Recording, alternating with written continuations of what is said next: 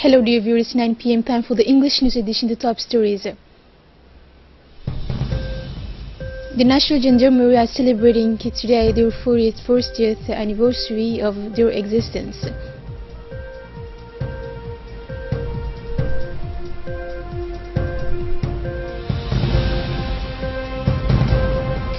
Save the Children NGO has been attacked in Jalalabad.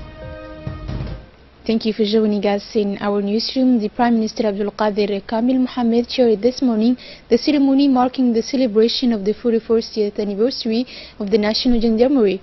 The ceremony took place at the Sheikh Musa training camp.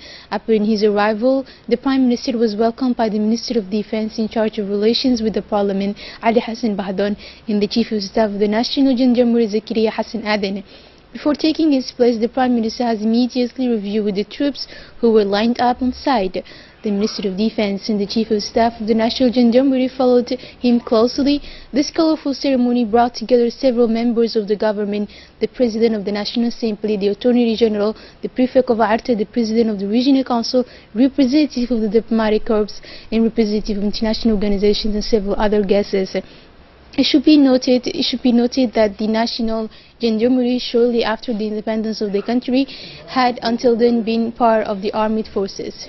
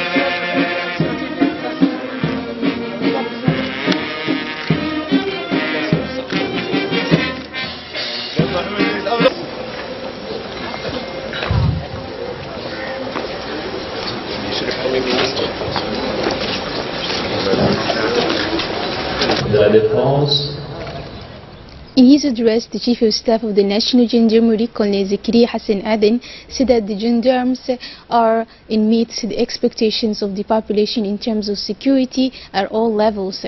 He added that the gendarmerie is involved in peacekeeping at the country and elsewhere because of the deployment of the gendarmerie units in Somalia, the Democratic Republic of Congo, in Central Africa, in Haiti in particular.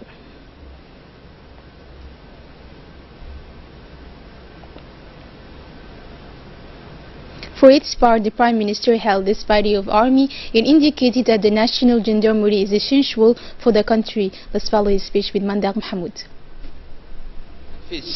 Doit relever trois défis. The gendarmerie, as it does so well, faced three challenges: the challenge of exemplarity, the challenge of proximity, the challenge of modernization. The challenge of exemplarity, because your institution is one of the pillars of the authority of the state. They force you to be exemplary in your personal and collective lives. They obligate you to respect the rights and the duties of every citizen. They finally obligate you to the rightfulness. Being a gendarme requires a great deal of courage in your security investigative missions, because in front of the violence, the delinquency and crime, the gendarmes as the police are on the front line. Insecurity is indeed not acceptable anywhere to whatever degree. Together, you are the strongest bulwark to defend our rules of law against anything that might be harmful to the national committee and to our citizens.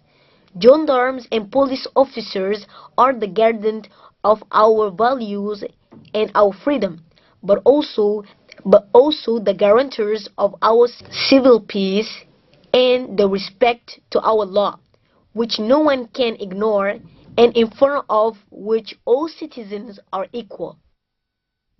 And for this occasion, the Prime Minister led a wreath of flowers in memory of all the gendarmes who fell on duty. The band opened the parade. It was followed by the female staff and then the detachment of the judicial officers responsible for the investigations entrusted to them by the examining magistrates. Then came the group of special forces and the intervention group of the National Gendarmerie, which closed the ranks of the military parade. This parade was highly applauded by the members of the government and the personalities present.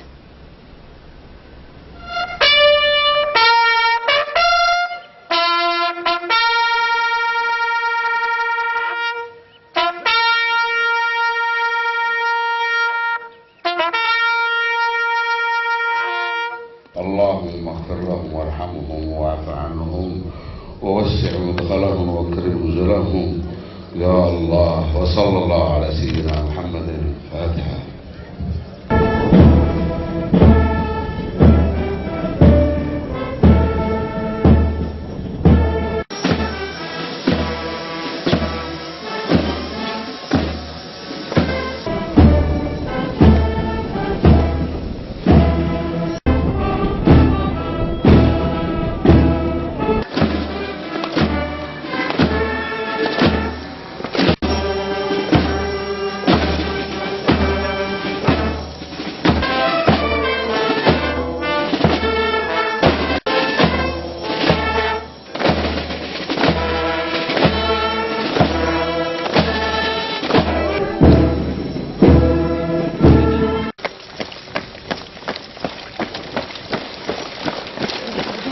After this parade organized to mark the 44th anniversary of the creation of the National Gendarmerie, all the guests led by the Prime Minister Abdulqadir Kamil Mohammed were invited to share a hearty lunch. At the same time, the guests followed a musical and folk program.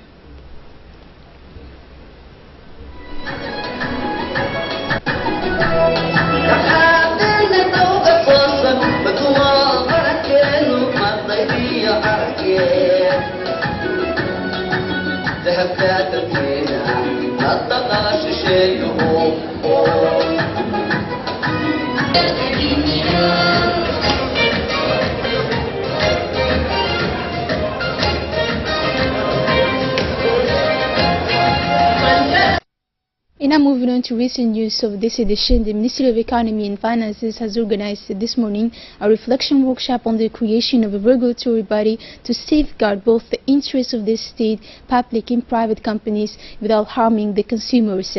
This workshop is organized with the support of the World Bank. The participants in this workshop exchange the usefulness of creating such a body that exists in other countries. Senegalese expert Mr. Abdoulaye Sako, dispatched by the World Bank, said that such an organization will regulate the relationship between the various actors. It will allow the consumer to be relieved of the pressures it has experienced in terms of price increases and the quality of products sold or services rendered. This regulatory body will help to establish a new system of good governance desired by the head of state, and this workshop was attended by the Minister of Economy and Finances Ilyas Moussoudouali, the representative of the World Bank Mr. Atouseg, and many more personalities.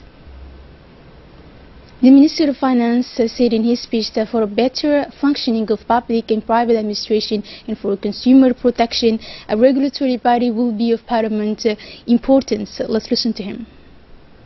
les entreprises publiques jouent un rôle capital dans la transformation de Djibouti.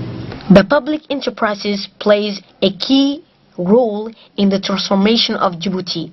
In particularly, 10 of those represent 6% of the gross domestic product of our country. We know that in a near future, those social enterprises will take more and more responsibility in the development of our society. In a near future, those public companies will face competition from the private sector companies. That is why we want those public companies to develop rapidly so that they are able to face competition. The Secretary General of the Ministry of National Education and Vocational Training, Mohamed Abdallah Mahyoub, led the work of a presentation meeting in formulation of the National Policy of Technical Education and Vocational Training. The meeting that took place in the MENFAB cabinet brought together all senior executives and ministerial officials. During the meeting, the expert first presented the policy of improving training, inclusion, and sustainable development goals. He took the opportunity to explain the process of developing the training offer, which is based on two pillars, namely the partnership with the economic operators and the operation by project. For his part, the UNESCO section head in charge of the program, Burhan Shakurun, emphasized the value of supporting the training and validation of a national policy. The expert emphasized the future work plan for the training, which will focus on the assertion and the objectives of sustainable development for 2030.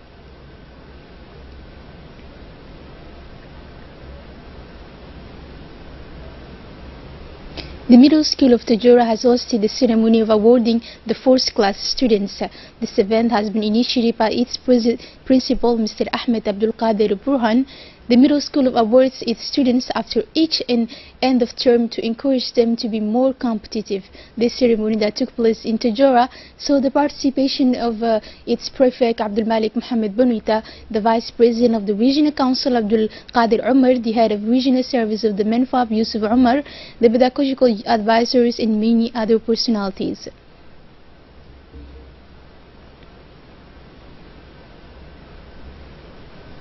Tableau d'honneur. On the international news, in Afghanistan, at least 3 people were killed in the attack Wednesday against Save the Children NGO in Jalalabad. Claimed by Daesh, the attack on Save the Children's headquarters in eastern Afghanistan was still ongoing more than 7 hours after its outbreak on Wednesday. It comes 4 days after the attack on the Intercontinental Hotel in Kabul, where 18 people were killed. For the moment, the provisional record shows 3 deaths, 2 security guards of the NGO and 1 civilian and 24 wounded. Thousands of people are still fleeing an erupting Philippine volcano, spewing lava fountains and thick columns of smoke, aid workers said on Wednesday. The Philippine Volcanological Agency on Monday warned of an imminent dangerous eruption of Mayon, the most active volcano in the Philippines, 2 weeks after it began to rumble again. More than 56,000 residents have already fled the evacuation zone ordered by the authorities around the crater, according to the Philippine Red Cross. The evacuees are crowded into schools and shelters where people sleep on the floor. It is here we close our edition. Thank you for joining us on RTD and have a good night.